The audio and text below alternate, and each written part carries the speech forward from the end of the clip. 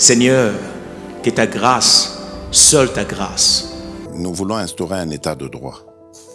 Et dans un état de droit, il y a une justice indépendante. Ce n'est pas à l'individu Félix Tshisekedi de commencer à faire justice.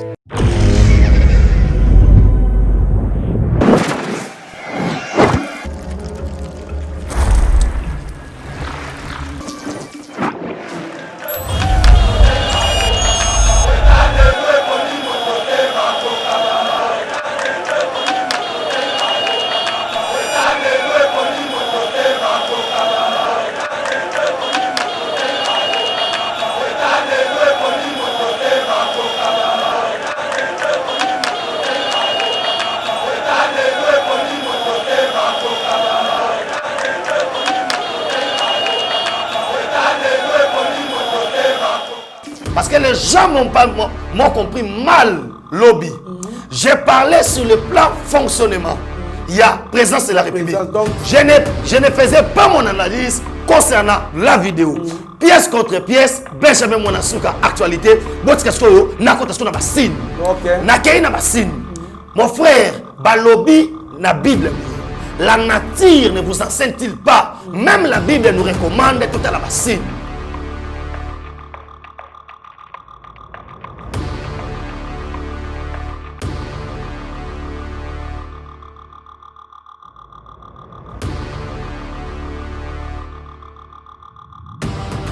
Service de sécurité, Willy Bakonga Mouta Bobimate. Ndeko Kando le prix de 60 quelques milliards de francs congolais. Une trentaine de millions de dollars. Oyo Moutouazui. À l'entretemps, nouveau récrit. Obando Futamate. NONI. Bazolela. Deuxième. Moussala Nayo Kitoko. Avec les DG Roland Kassontale. Donc, ministre Willy Bakonga, Abima, Libana Mbokate. Tango bande kosenga keno bakatanga ya bakatange asa makamwa ezaki na intention nini mouvement ezaki nini ndeko na ngai o na koyebisa ya solo ezali ke ngoyi mulunda to kangie na filet. Et pourquoi ya na Kinshasa? Parce que na Kinshasa tango za ndeo ya Katanga secret belé. Dans l'histoire de ce pays sera le premier ministre Oyo bako déboulonner, bako censurer, voilà, bako destituer voilà, l'Assemblée nationale. Parce que comme il va être ridicule, c'est ça le terme. Comme il va être ridiculisé, cela veut dire quoi? Garantie en nous esili. Au 45 jours, 15 jours, une semaine, Papa, maman, Ndeko, vous qui vivez à l'étranger avec vos investissements au Congo, vous qui pleurez à chaque fin du mois parce que les locataires n'ont pas payé ou un membre de famille a utilisé l'argent des loyers, vous qui avez confié la gestion de vos biens aux amis ou aux membres des familles qui ne savent pas combien vous avez souffert pour en avoir, vous qui à chaque fin du mois recevez des explications au lait des loyers, même vous qui êtes au Congo mais n'avez pas le temps de gérer vos biens, ne vous tracassez plus. Glicom est là pour pallier à cette situation. Gestion locale des investissements des Congolais d'outre-mer, Glicom en sigle. Nous gérons vos biens comme si vous étiez sur place ou comme si vous le faisiez vous-même. Avec un personnel qualifié et expérimenté, Glicom collecte vos loyers à temps réel, assure l'entretien de vos immeubles, vous accompagne dans l'achat et la construction de maisons en toute transparence. Aussi, pour éviter des conflits au sein de la même famille, confiez la gestion du bien commun à Glicom pour un partage équitable et équilibré à tous les héritiers. Pour plus d'informations, visitez www.glicom.solution ou appelez au plus 243 97 94 12 145. Papa, maman, Ndeko, yomotofani na mikili ya bapaya, oza awana Congo, yomoto locataire ayokisa pasi poza mosika, kolela esili. Na Glicom, kimiana motema. Bonjour mesdames et messieurs, bienvenue dans notre émission Éveil patriotique, mais aussi toi lui souhaiter bino ba bon week-end de sika bozwami, bisika nzali partout, tel ou tel continent et sika ozali to pesio, bon week-end na yo. bolexango na nenga kimia elongo na ba famille na biso. En tout cas, tokta bongo émission na biso ndenge na ota koloba éveil patriotique poto lobela mai matali politique ya mboka na biso. Scène politique ali dominé na ba mouvement ebele ba flix oyo et ali vraiment ko booster ou ça ko bouger makambu na mboka sur le plan politique. Toyebi bien que alors bah déposer déjà motion de censure contre le premier ministre du gouvernement na Mobimba, premier ministre Azalina 48 heures ou soit donc on va déposer quand vendredi, samedi, dimanche à démission, ça démissionner lundi, il faut akende ko se défendre bongo na assemblée nationale et loko ezala soni makas puisque ba koko esaye 301 signatures déjà oyo ba signé kota ba pétitionnaire pour na départ na ye. To ko le appel isusu l'IGF, l'inspection générale des finances, qui demande à Willy Bakonga de ne pas quitter le pays. Vous voyez bien que Bakonga qui bongo directeur il y a Sekopé, Bakonga secrétaire général il y a ministère il y a enseignement. Alors pour un détournement il y a 31 millions de dollars, soit 62 milliards de francs congolais. Tout le monde a 4 émissions. Oyo. Pourquoi pas tout le monde Ngoyi Mulunda le pasteur qui attend son transfert pour Kinshasa dans quelques heures. Donc, Ngoyi Mulunda, il faut à Kinshasa, Bassambi Saye, Awa, Pona Makambalo Baki, Nengali, menacer Kokabola RDC, Bakomisa Katanga, État indépendant et souverain. Tout le monde a 4 émissions.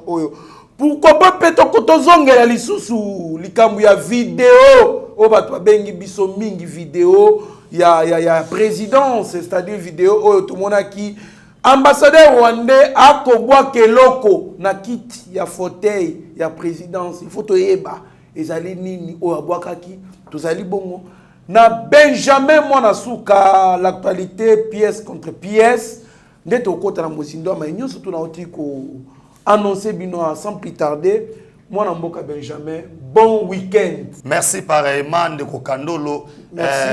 Bon week-end pe na balandi nyonso tout plus de 100 000 et 200 abonnés à Yeba TV. Bah oh non surtout bah pesi biso confiance qui mi nzambe e ou me la bota bino week-end oh na yebi que non voilà pour ça biano pour appel oh yo la zui vraiment c'est très bien là que ça veut dire que non bona bolingo Congo pe bona bolingo ya président biso Fachi Beton. Merci beaucoup, bon week-end particulier au DG Lucien Ekofo Balobi en tout cas Moussale Aliko Salema bien batouane la ralisou souté na Sonas, pourquoi pas au président Chikito Mouchachino, na Stéphane Kankou, et moi je le Kankou la première, moi na Mboka Benjamin, moi na Souka, IGF Aliko Senga Bongo, na Willy Bakonga Abima, Mboka Te, Azaka na Mboka, oyebi bien ki baote ko Kanga Bongo, directeur général ya Sekopé, na secrétaire général ya ministère enseignement pour un détournement 31 000 dollars, 31 millions de dollars plutôt, ils allaient destiner na gratuité et enseignement, gratuité enseignement aliko tambola. Donc bien te vandi pena qui to côté mais moi mon solo mu qui est au swami pour ba bongisa mais o etali makamba otanga kelasi e vanda na pionyon sommet batu bali ko yiba yango réaction na ndenge réaction nga d'abord ba service de sécurité et bo veiller en sorte que Bakonga abimate onga na benga na lingala fasike angwalima parce que balinga bakile na Afrique du Sud voilà y en a so ebisa yo er yango yo to boy to zonga so effet patriotique awa auto lo bakite ba service de sécurité Willy Bakonga sa muto bimate ndeko kandolo plus de 60 quelques milliards de francs congolais une trentaine de millions de dollars oyo muto azui. À l'entretemps, ba nouveau récrit, ba obando futamate, ba NONI, bazolela, ba école, ezolela frais de fonctionnement. Voilà ba toi boye, ne gouvernement oyo ya ilunga, anu kanzanzama, a démissionné te, tala ba ministre na yi. Et puis qu'est-ce que Willy Bakonga fait? Na sokopé. Na ministère enseignement azwa tous les bajènes oh ya PPRD ba béret rouge Il y a Sekopé. À côté, on a Sekopé. Ça veut dire quoi? Les gens là ne travaillent pas. Mais Bakendara aux Zambon. En plus. Donc, Zambon, mais ça l'a raté. Ça l'a raté. Mais pas NI à Kala. Parce que le côté. Pour Nanine, comme sa gratuité d'aider. L'école n'a eu Sévigné. Enseignant, ils ont un frais de fonctionnement à l'État. Enseignant, il faut que tu à l'État. Enseignant, l'école privée na bango. Nous surtout on a pour enseignement étambolaté. Quand les chapeaux na IGF. Ndeko kandolo na pays mususu au yibi. Tobe esa détournement au yibi plus de 30 quelques millions de dollars. Bako pendre yo. Et ces gens-là ils ont mérité ba tchaba ngo singa. Surtout dans le domaine de l'éducation. Éducation, oh ça dit base. Relève ya mboka, l'avenir de demain. On devait continuer dans le même système. C'est pourquoi au monde, les gens ont étudié Nathan Kabila, un diplômé qui ne sait pas écrire. Un diplômé qui ne sait pas même comment phrase. Incapable de formuler une phrase. Incapable de formuler une phrase. Incapable de dire non, conjugue le verbe être au futur simple. Aïe habité. Aïe passé composé. Aïe bien goté, parfois aïe bien goté. Aïe auxiliaire, aïe comme ça même analyse grammaticale. Il ne connaît pas. Et on a eu un fils d'une des pays, Félix Antoine Tshisekedi Tshilombo Fachi Beto, le président de la République, pour relever l'éducation. Parce qu'il a compris que base à Makamounion surtout, et ça dans l'éducation. Il a mis la gratuité pour aider. Balaya na biso bande ko so balala na balabala akozala aza paso lala te mais au moins azana makoki ya kotinda mwana na efasi. À l'autre temps, on est en train de nous critiquer. Moi je pensais maintenant cardinal Mbongo 5 ans banga babeta maboko banga misamisana makambo oyo silence radio. Là maintenant silence radio. Aucune déclaration à 5 ans. C'est ma révélation oyo. Aucune déclaration à Mbongo, c'est la révélation oyo. Nous comprenons Jean Batuni Basali. Aucune déclaration à homme politique pour le Makambo. C'est grave ça. 31 millions de dollars. Ah, la Chine, on a passé sur 4 millions, sur combien de millions? Tout le monde a l'Union européenne, on a là. Pour voir ça, la table, ça doit se contrat à 2 millions. Mais 31 millions de dollars. Voilà. Moi, je pense que après il y a gouvernement Lukamba, il faut des arrestations et arrestations. J'aimerais que Cour des comptes, j'aimerais que Otobengi Justice Nabiso, travaillera toujours. Dossier banarola la té. IGF so bayebité do azalina rôle ya ko contrôler et loko nyon soto bimina na nini na maboko l'état. Ça veut dire mongo to ba financer yo. Ata yeba TV ne do sabou. So un gouvernement financer biso. IGF a na droit au sale enquête. Pendant qu'il va se retourner non, IGF au na sénat au sale nini, et ça sanité. IGF tous les derniers publics. Mongo to bimina caisse à l'état. O ba pesi yo yoka wili ba kongana batune miyibi o ba kangi wana ndeko kando ba ministre rubrique mususu ote ben quand les organes ba faut ça faire des fonctionnements tilelo de deux il faut qu'on désinfecter l'école ba désinfecter lango wapi ba entreprise ba misi Selina na Mantoli et tika lango exister il y a des infections voilà les gens oyo ba banda ko travailler autour il y a ba intérêt il y a autorité morale autour ya kobundisa oezali mandat fachi et bim polele coup de chapeau faut bakangai abimate. Merci beaucoup ezali pasi mingi surtout qui l'église ezali école plutôt ezali bali loko ba ayant droit ya koza ba frère fonctionnement bali koza te mais école privée pour ezali ministre ezwa ba frère fonctionnement ya l'état ezali grave makasi makambu oyo ali koleka na mboka na biso yango to ali ko alecter ba autorité compétente bomilengela déjà DGM musala na yo kitoko avec les DG Roland Kaswantale donc ministre Willy Bakonga abima libanda ya mboka te makambo ya Afrique du Sud ezate toyebi ke comme quartier général ya batu ya FCC moi mboka to ali okoba l'émission na biso en tout cas pasteur Ngoimulunda ndenge bato ebele babengaki ngai bali kolela ba transférer na Kinshasa bazu décision bali ko transférer na Kinshasa pour assemble bien awa réaction na neni pendant que toyebi ke muto azaka muto aseni mais lelo comment porte-parole et défenseur il y a autorité morale. Réaction na yo mwana mboka. Ah oui, vraiment, coup de chapeau na bakonzi pour bayoka biso. To lela keloko na mai na misu. Parce que ndeko kandolo bakosa ba peuple congolais te. Il y avait bien et bien un mouvement. Oyo ezaki bien tracé par ndeko Joseph Kabila. Oaza Lubumbashi. Voilà. Et oyo jour wana oyo ngoimulu nazo azotea bandeko te ya te. Ezende ko pesa ba jeune esprit que to yindisa. Parce qu'on a toutes les informations que il y a quelques jeunes au balungwaki Kinshasa bakendaki wapi na niveau ya Katanga pour ba exécuter et loko to bengi ya bakanisation. Mais au terme ngonani ngoimulunda il doit répondre na makambo ebele. Non seulement ça, l'État congolais foyeba mongo azwa pour soma minduki ya pareka azwa wapi minduki asomba ekenda wapi basala nango nini. Et de deux, tango banda ko senga keno bakatanga ya bakatange asa makambo ezaki na intention nini, mouvement ezaki nini. Ndeko na ngai o na koyebisa ya solo ezali ke ngoyi mulunda to kangie na filet. Et pourquoi il y a Kinshasa? Parce que na Kinshasa, tant qu'on a ndeo ya Katanga, akobimisa ba secret belé, na bato belé à travers na bango sur place, parce que c'est tout un réseau. Oh bah ça qui na poste à organisation. Et coup de chapeau na ba service na biso, nenga so ya wana. Boke bana yepe type wana ngomulu ndasi, il est un type très dangereux. Ah bon? Faut que bana makasi de rokando, faut que bana c'est ba sécuriser kitoko ayana nous.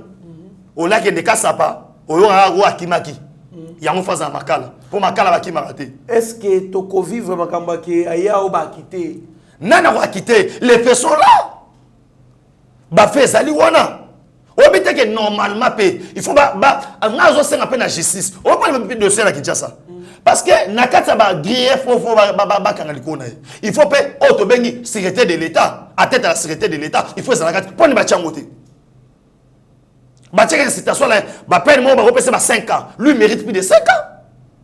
Donc, normalement, il faut voir le dossier na tribunal de paix. Grande instance. Parce que kuna peine de 1 mois à 20 ans. Voilà. Bah, peine juridiction oyo. Bah, bendeli ngouimulu. Et ça na se makas par rapport à makambo ya définir. Parce que na kati wana, nous voyons drapeau et zo pepa. Il y a c'est ce Katangès. Cela veut dire en tête à la sécurité de l'État de Gésali. En tête à la sécurité de Gésali. Comment est-ce que...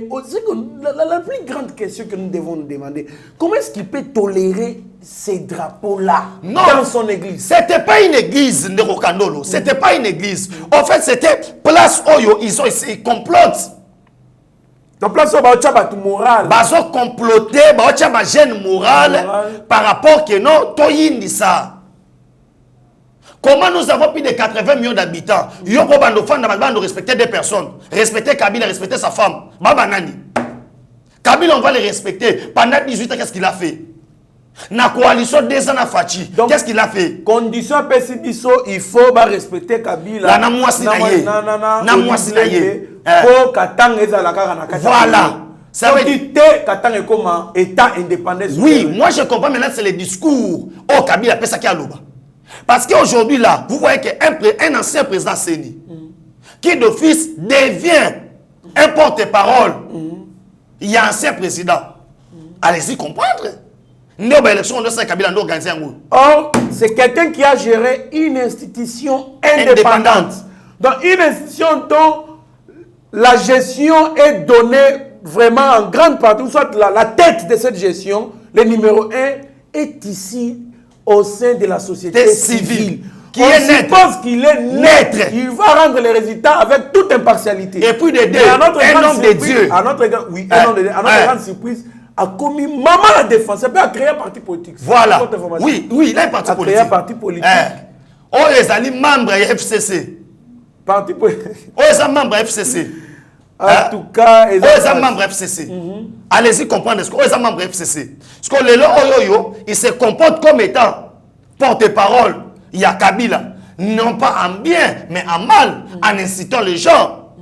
Ni tete na bisa que mon konza katanga, c'est Baba Kyungu. Et Baba Kyungu. Alobi, manifestation contre manifestation. Eh. Voilà, bah, sali manifestation. Tout ça, les manifestations. C'est ça pourquoi aujourd'hui Kyungu atteindre âge à sagesse. Il n'est pas comme un autre gars là, Lukamba, à comprendre que non, Dieu qui a créé, que Congo, ezala katanga ezala kati Mujima Ikana Lubumba Nandi Beni Butembo, on peut pas perdre même 1 centimètre, même 1 mètre, 1 kilomètre, il y a territoire en Abisso, on doit rester ensemble. C'est ce qui fait notre force, la diversité. Oso senti que non, moto na moto.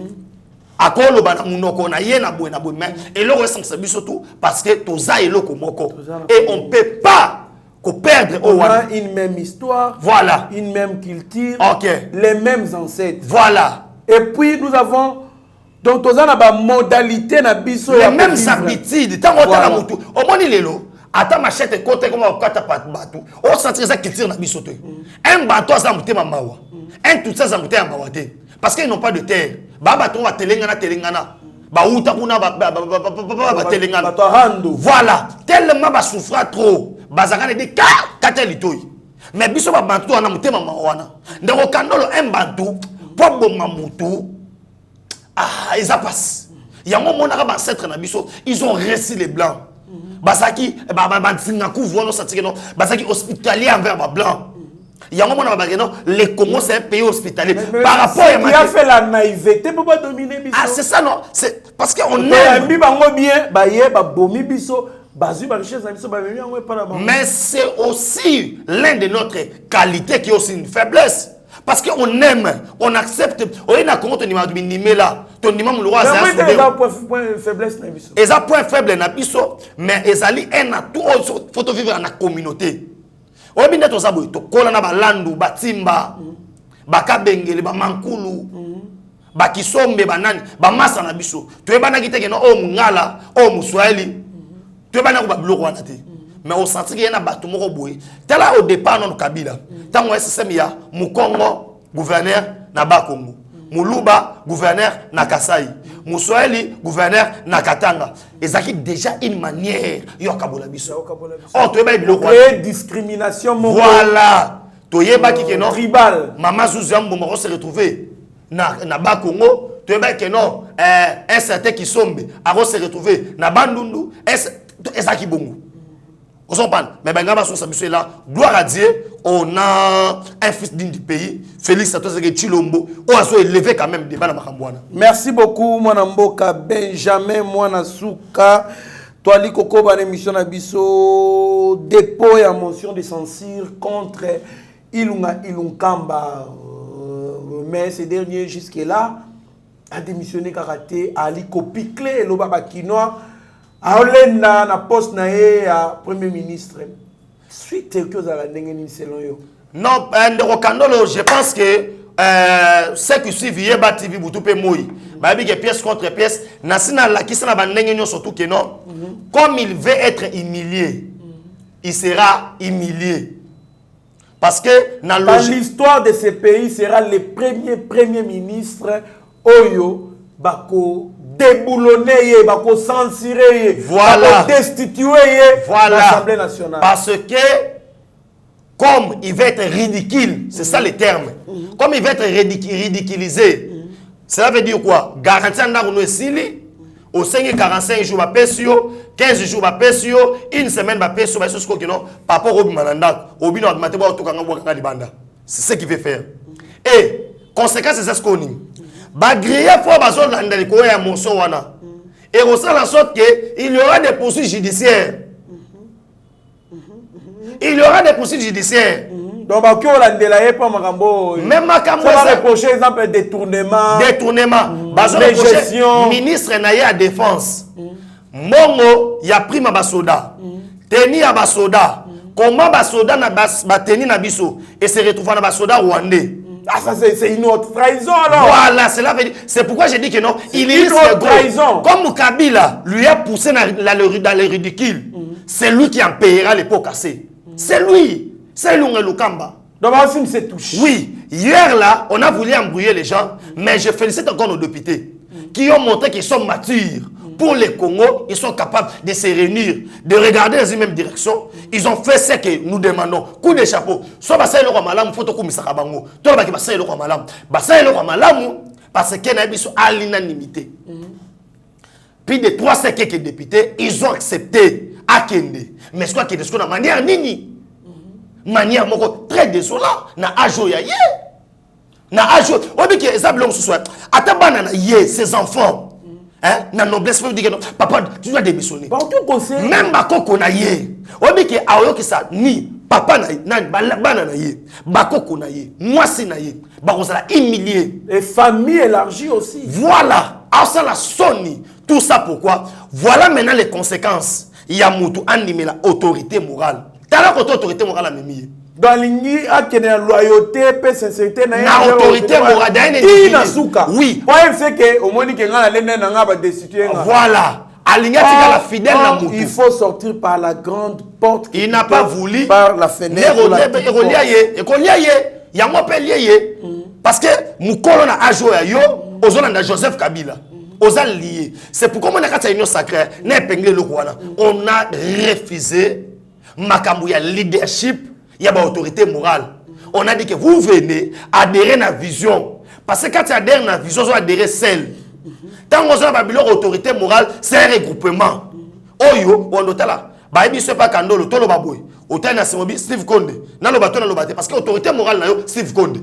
On se comprend. Cela veut dire biloko wana ndeto boy. T'as la conséquence parce que même mboka. Le pays est bloqué. Quand on est pour ça bloqué. Les lois sont tout ça et l'or boy to ça la montée parce qu'il n'y a pas un gouvernement. Oyo to ça na échange. À l'entretemps, Pepe Lunga Lokamba, lokola nyaza humilié, sort les aboloko.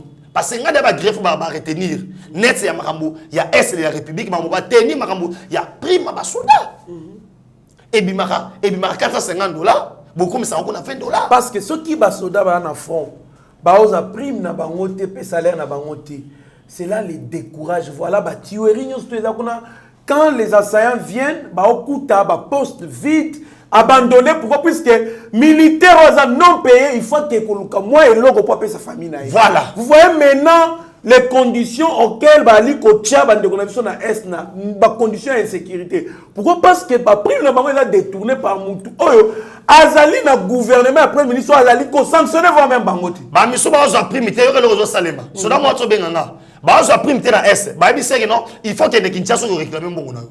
Na moment commandant na oui, effectivement, il y a une personne qui m'a appelé à partir à Goma, commandant moi benga lobby, il y a des militaires nombreux au bazar na Kinshasa ba ko réclamer ba salaire na ba contrôle ba côté bango puis ba salaire na ba prime. Mais et pourtant ça na fond. Ça na fond. Mais on n'a pas remplacé là-bas. L'union surtout on est calé vide. Quel est maintenant le congolais tenen? Yo kasko. Quel est elone ça ma place wana? A l'hôpital baso ya na Kinshasa. Baso ba na Kinshasa ba réclamer prime na salaire na bango. Parce que commandant na bango sur place wana, asora ba Rwandais. Il prend maintenant les tennis à FARDC. Après si bango, la population maintenant pense que non, on est sécurisé par nos troupes. Après, on a bouton va indis, batandi bino tout kufi. Après na simanango, bazui mitu bakati. Quelle autre trahison. Bazui mitu bakati. Moi je pense que peine y a pendaison, il faut zonga na Congo. Vraiment na ba militaire ba infiltré. Ba traître on a ba Rwandais ba kanga on a tenue congolaise, bazui bango ba pendre bango na Pongabi. Ça sera une bonne chose. Je pense que ça va dissuader, dans le terme international, dans la relation internationale, dans la politique, la dissuasion. Et qu'on dissuade, je pense qu'on pourra résoudre cette question-là de sécurité à l'Est.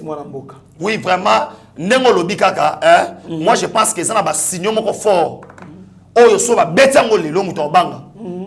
On va parler. Toi, notamment, nous sommes banda ochabor mobo yone kanga bampuku na bampuku ba yebela ba resulté ozoko pona bampuku ba yebela alongi bampuku na to kota na biso pas Benjamin mais pas Kandolo obi nga peta na somi bora na lelo mais on dit pena mpuku ale kile na mundelo ozoko pona mais okota na ndaku na okota te po yebi ke no film wesunga makambo ebele. Moi je pense que ne schéma to pesi wana so comme ke ba kangi très ba pendre c'est une très bonne chose en tout cas.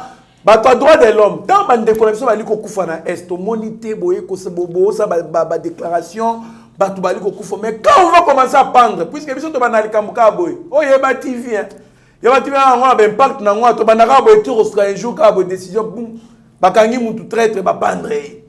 Mettre le quoi, haute trahison, Bakangi militaire congolais, un Congolais, qui donne les tenues militaires, n'a pas étranger.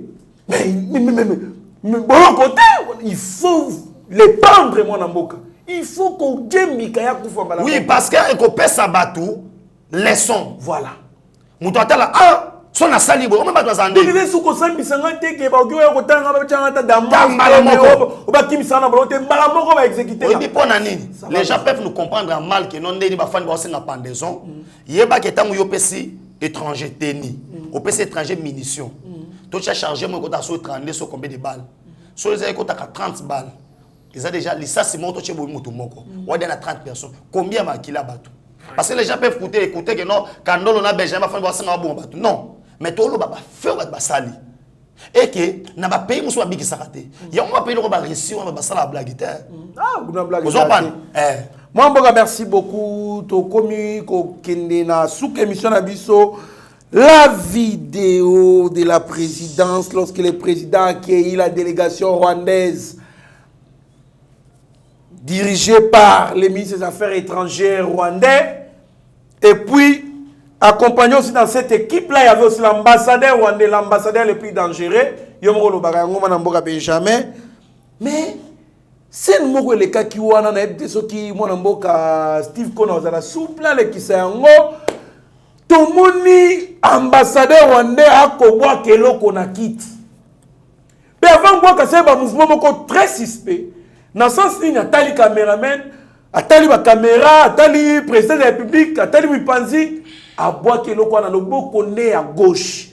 Azul le bok à droite à Tchango Likolo, mais à boire qui dans le bokoné à gauche. Moi, je n'ai Benjamin. N'a la lité, on m'a appelé dans tous les continents du monde. Babenginga na fin fond, na Congo profond. M'a appelé concernant cette vidéo. Moi, je n'ai pas li ambassadeur, on doit alerter à Wangana yo. Il est très dangereux. C'est un ambassadeur utilisé pour des missions spéciales. À sa mission en Afrique du Sud à réussir. Ce accrédité c'est pour accomplir une mission. Qui ne le sait pas que le président de la République, Ali Mouto, Ali Koluka, n'a pas sens surtout. Pourquoi l'ambassadeur a dit les lots à la RDC? Réaction je vais retenir 5 points. Oyo bande kobola nangai très bien parce que c'est un dossier qui fait couler beaucoup d'encre et de salive. On va essayer un peu tokende. D'abord, premier point dans le passé. Il y a Mouto à ça concerné dans la vidéo. Le passé c'est quelqu'un qui est réputé expert en assassinat. Babengana en Afrique té et na Europe té. Na pays y Afrique le roi Bisso, Afrique du Sud. Répéter Moutoumoko Mbakas na meurtre. Mais Yami Balezanine. Kaka na premier point dans le lobby son passé, on sous-attaque qu'il est en contact permanent na Bizi Makara. Na Azaz Rubewa. Na Otobengi Moïse Nyamugabo. Vous savez bien les que Moïse Nyamugabo a fait sa déclaration à lobby. Si on veut vivre en paix, soit on vit en paix comme des frères, soit on meurt comme des idiots. Voilà. Or, c'est le président de la République, Félix Antoine-Tshisekedi Tshilombo. Voilà maintenant, Kagame, il sait que non sera ambassadeur, naïe, yemoko kutana fachi, mission est ressertée. Il fallait ça la vigilance, ben ministre, basta la distraction. Deuxième point, na encore na makamu ambassadeur à Sali Bassine. Parce que les gens m'ont compris mal lobby. J'ai parlé sur le plan fonctionnement. Il y a présence de la République. Je ne faisais pas mon analyse concernant la vidéo. Pièce contre pièce, Benjamin Monasuka, actualité, mon frère, Balobi, la Bible, la nature ne vous enseigne-t-il pas? Même la Bible nous recommande tout à la bassine. L'ambassadeur était venu avec une mission. Et la mission c'était quoi? Toxico va utiliser ezali oxygène X-zinc, ezali poison les plus mortels et s'évaporaka et communicaka et kotaka na auto bengi ba meuble ba biloko nyonso to eza pembeni. C'est pourquoi Ponako ayebi que non on allait fouiller de ba fouiller normal ba ça c'est tout normal. Oh na kati ya verse na ye na kati ya verse na ye parce qu'on aurait sabino sur quoi très technique na kati ya verse na ye ezaki ne lomo glissade et kota qui déjà boué. C'est pourquoi il a fait la diversion sani ya okitsango boué. Mais ce que tu as là voilà tout le monde est là au moins pembe voilà ok tu es koyate sikoyo soka meka bouger bolinge koya. C'est pourquoi la main droite et sengele zanase le quoi moutomo c'est le côté mais la main gauche et sengela qui est glissée. Pourquoi? Substance soit ne fallait sani après donc substance est toxique, très toxique, les poissons les plus mortels ya mokili neo ya yakinango bango tunde bazaki wana na batu na bango bazwaki déjà to bengi banti nango voilà so tamba ngaba bima 30 minutes après et nga déjà banda ba effet nango et nga kontana pour climatisation et nga inspirango ata bo purifier bani ana zo biso ba changer climatisation ba changer biloko wana surtout so yo reste signe na bana ba signe si ne la semuto nga sala eloko mabe to yebi biso mota to zata bana mike batindi yo na chambre olingo yi basukali to za deux tendances otali gauche otali droite na sema nango opposé regard na ye azo fixer les chefs de l'état o asaki diagonal na ye mais tel chose de l'état timbelaki ce que yoka siko tout ce qu'ils font ici hein ba geste azo poser ba caméra parce qu'on avait déjà toutes les informations au niveau présence que l'on est au Salema. Maintenant, pour Banima, qui a image de la service à présence de la République. On va contrôler le mouvement. Oh, chacun des délégations, ça veut dire Namutu moko Rwanda wana Bazaki na auto bengi gros plan gros plan neto sa émission a reçu gros plan ka ngambuku to roza sota 50 hours merci vous konda bigeno na misaka Benjamin na gros plan ba notela mutu moko sima mususu l'ambassadeur atali gauche atali droite le chef de l'état abouaki Nelly Sonchongi abi abore bimi ta abeti pas abimi pour la biso que non Fachi c'est un visionnaire pour la sabino ke bande ko na ngai Versa Tarega on a ensemble les Congolais nous surtout nous demandons dans 48 heures babi misae Congo personne non grada et puis on déclaré personne non grada et là comme dans 48 heures à vider nani territoire congolais et là quand yami balende Rokandolo il les faits sont là la justice est basée sur les preuves bassine Dédé, on a vu les preuves matérielles. Les preuves matérielles, c'est qui peut se voir. Oh, tout le monde vision, tout le monde n'a qu'à sa vidéo. Il est en train de faire un mouvement.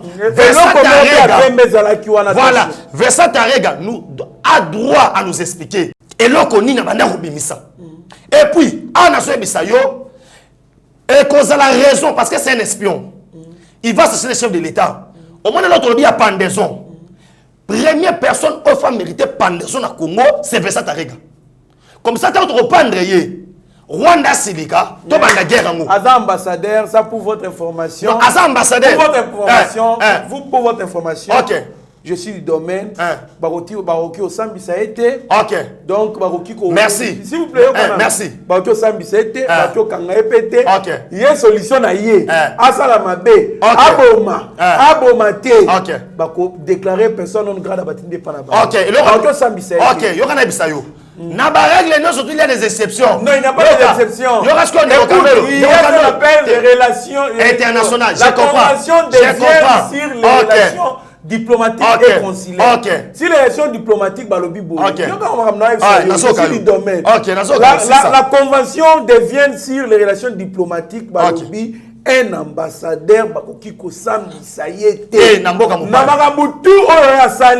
avant et pendant l'exercice. Okay, merci. Même après. Okay. Donc, ces actes sont d'ordre, ces fonctions-là sont d'ordre absolu. d'ordre donc public d'ordre même toi que ça nous doit ba immunité na il y a ordre absolu, ordre public et puis ordre Merci. on ne peut pas Merci. Maintenant les faits. Mais les faits Zanine, il veut assassiner notre président dans notre territoire. Il faut y avoir un espion. Tout le monde y a réussi à avoir un espion. N'était pas avec ça. Son ambassadeur. Tout le monde non est dans sa bouille. Mais ambassadeur il y en a sobaté. Non, t'es pas mais par rapport à l'acte qu'il a posé, c'est un espion. Les faits sont là. Au moment où Ataye Moko, à lobby, ça va. Bazo taxenga que non, na kenaki ne loko, ake kota juge. Abibo sambisanga. Juge a placé une pièce d'identité na e. Tant que moi kaza ambassadeur, juge a s'est déclaré incompétent de C'est pourquoi je demande aussi que qu'on doit arrêter pour l'instant, faire mon aniwana. Comme on ne peut pas arrêter l'ambassadeur. On ne peut pas l'arrêter. On accepte. Non, c'est vous ne sais pas. Donc c'est un peu ça, il faut comprendre que Nani Benjamin Mouassouzali, analyste politique. C'est ça, c'est ça. Après ça, point de vue naïe. Par rapport à Mamoune Salem.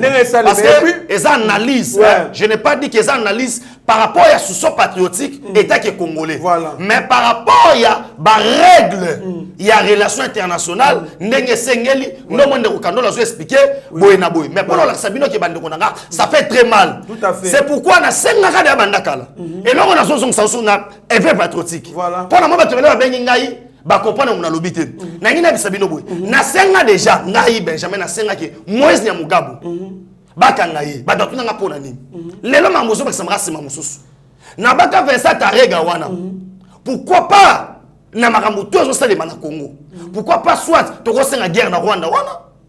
Parce que to senti que non, ba mon président ba Rwandais. Ba déstabiliser les institutions ba Rwandais. Ba tia ba poisson ba Rwandais. Mais pourquoi pas les grands Congo peuvent se réveiller? Moi je Benjamin wana suka to comme presque na suka émission ambiso. Bon, tu as une rigueur, tu as un point de vue na biso. Mais concernant l'ambassadeur dans le Biwana, donc wana ezali domaine vraiment nanga, ezali bon tenir biso rigueur te za domaine nanga. Nani yaza makambo économie, ngabe na retourna ndeye, makambo économie etali oh ma gestion l'émission a un rôle aussi pédagogique. On doit enseigner makambo ndenge ezali. C'est pourquoi j'ai dit que non, on peut pas faire une analyse politique par rapport aux émotions seulement. Parce que nous devons consulter autre spécialiste comme il est du domaine, il y a autre relations internationales, il doit nous dire qu'est-ce que les textes disent. Et c'est à propos de ça que nous avons. Merci beaucoup, Mamboka Benjamin. Et là, on retourne à ce que vous êtes rassuré que et là, que Bakama qui a bazui ba précaution pour que et ça la dégâts la présidence. Oui, pardon pour na bande kono surtout. Bazwa qui m'a monandenga mabe. Substance sont les acquis toxiques paix à mabe. Au moment où je vous parle, bazui ba kit. Bazui ba biloko ba meuble tout. Même climatisation. Parce que on est là on zakini. Et mataye comme ataka ta climatisation. Ba respirer en gros. Et maintenant quitter les mêmes jours ba respirer qui en côté. Na ebiso que tout est ça qui déjà mis en précaution parce que le gros plan wana ba dozo image wana ba d'après si biso babilo wana surtout les alliés présence de la République bango moko. Et moi je pense aussi que non na équipe il y a communication à président. On m'a montré tout Sambo. Normalement l'équipe il y a communication, il doit faire un effort. Il y a Rosala toujours à la pointe pour expliquer à Makambu, net ma sujet à Boy. Jusque-là, silence radio la présidence. Silence. Voilà. Merci beaucoup, Banamboka. Vous comprenez qui Benjamin Mabé, l'objet de Kakasa qui analyse sur l'émotion, président donc, à ça qui démentit dans le sens que non, président, il a quand même bien organisé la présence qu'on a. La sécurité zali, bagambo zali, baza bien organisé, baza ba précaution pe ya bagamunyo surtout. Ne a otu ko déterno lelo. Lelo nesko asali analyse sur vidéo ana. Pour comprendre rien expliquer très bien. Moi na boka Benjamin na souka en tout cas avant na personne maloba souka, je dis merci à l'héros dans l'ombre Steve Konde HD. Le petit génie mutako ça professionnalisme na monde ya média en ligne tanaka ba drapeau ezoleka bilongi ba toyeleka na sima muta salango na YouTube ye lelo ba chaîne tout takinga bali kolana donc coup de chapeau cet héros dans l'ombre Moi, je suis sur la caméra Steve Konde HD, le petit génie, homme vidéo, au PC Malobano Yasuka. Merci beaucoup Ndeko Trésor Kandolo, merci na balanyo surtout ya Yeba TV. Merci na Steve Konde parce que grâce na ende bozo biso na bandaku na ba image kitoko wapi. Abisa biso na bilongo kwa bana 12 ans. OK, dato lekidi ba 12 ans wana. Ba image kitoko. On comprend que non maso ça que venanga Roger le combattant Etienne Kabongo de boulonnage. To bengi na kombo ya président Chikito Mushashino bino ba enyo surtout oya ngai na ko aussi ça ba kombo surtout Alain Moulamba Gisson Lutete et jeune ngoma le pétrolier ba maman na ba papa nyo surtout na wesa bino que non on doit soutenir Fachi car Fachi c'est notre frère, c'est notre sang et qui ba dongolo miso ba côté la biso bituma tina kata présidence mais gloire à Dieu mukantombolo mo amai il est toujours en bonne santé par se porter bien par rapport à ba faille surtout monaki na niveau ya sécurité makomunyo surtout tokoloba keno tofungola miso nazo senga na mukantombolo Fachi Beton na senga na yo papa place aux alliés joie décision ambassadeur wana kende otia ba congolais na kimia soit ki makamwane salamité to senga ete to sala marche on ngamoko na kozala initiateur nango pona koloba keno to kende tini boso ambassadeur Rwanda to loba keno l'ambassadeur là doit partir parce que les faits sont là et le bin de Trésor Kandolo le roi na loi moi kangé zate moi penser les zate il faudra déclarer abima mboka na biso abima parce que trop c'est trop balanyo surtout Yeba TV na profiter ko pesa bino bon week-end mais on a pas ça so na ngai parce que lisolo ndesa gelengi pour comprendre vision mutu par rapport ninga lobeli numéro de téléphone est PC 143 9 70 40 89 57 PC 143 9 70 40 89 57 on soit vidéo on comprendre analyse on a sali awa soit komela ngai na Facebook Benjamin Mwanasuka na pesi mbote na Ndeko nangai Rachel na Clarisse et na bosanité à toi like et de tous les temps et de tous les jours Fanny Ilombo. Merci beaucoup. Merci beaucoup Benjamin Mwanasuka Mokozamboka tali ko senga bo déclarer ambassadeur wana personne non grata. Donc un indésirable. Quand on déclare un ambassadeur un diplomate personne non grata, c'est-à-dire azana 48 heures ou soit 72 heures pour vider territoire. Donc, ce qui a été, on va les précipiter à la frontière la plus proche. C'est-à-dire, na Bichingo Bilae, Kende, Katsanangambou, soit na aéroport, Kende, Babengani. Donc, Azali est élément très dangereux, d'où il faut l'évacuer au moment où le pire n'est pas encore venu. Merci beaucoup à Yannick Kabe alias Igwe Beton. Na Montréal kuna en tout cas bisika bozali beaucoup de chapeaux na bino to bosante Griff King Ong donc bozala toujours branché monsieur Omen qui soit aux États-Unis Alberto Mouben à Londres Jacques Pongo na France merci beaucoup à mon grand frère Christian Kasembele na sommet kuna donc babi grand frère yo kenda kabiso ba petit to ali kolanda. Merci beaucoup, restez branchés sur notre chaîne. Vous ne serez en aucun cas déçus. Pour passer week-end malamou, mieux vaut être maître de science que plutôt esclave de ses propres mots. Merci. Seigneur, que ta grâce, seule ta grâce. Nous voulons instaurer un état de droit. Et dans un état de droit, il y a une justice indépendante. Ce n'est pas à l'individu Félix Tshisekedi de commencer à faire justice.